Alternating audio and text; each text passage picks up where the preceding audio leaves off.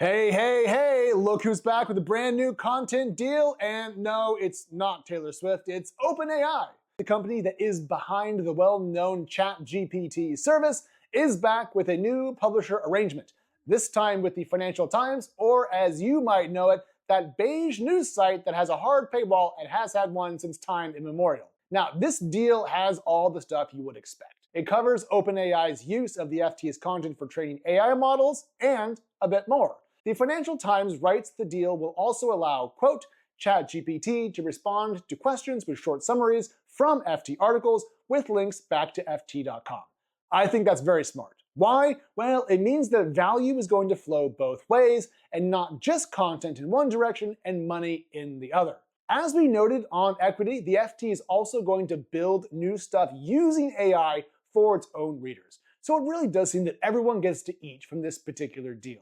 And it brings OpenAI's total big content deals to nearly a half dozen by my count, which means that the company is doing a pretty good job on the biz dev side of things. That said, do not repine. Even the FT knows that there is a lot more to do.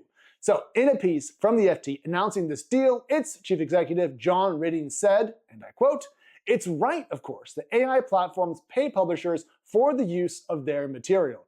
And then, in the same article, the FT went on to write that, and again, I quote, "Google, which has also built its chatbot Gemini using content from the web, has yet to reach deals with news publishers."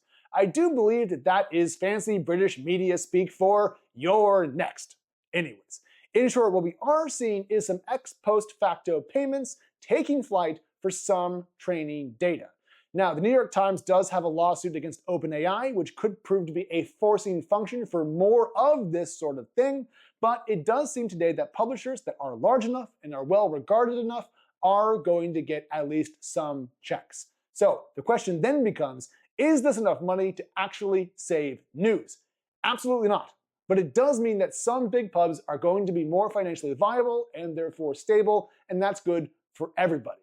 One more thing. These deals do make the economics of building AI models all the more tricky. Not only do you need to pay oodles of cash to run the damn compute work, but the source data itself is also going to have a cost associated with it. One that could actually persist and therefore turn into a recurring line item. That if content costs a lot of money to license for training, then maybe only big companies can afford to build high-end, cutting-edge AI models. And if that's the case, we could just see the current incumbents in tech become the oligopoly of the world of AI.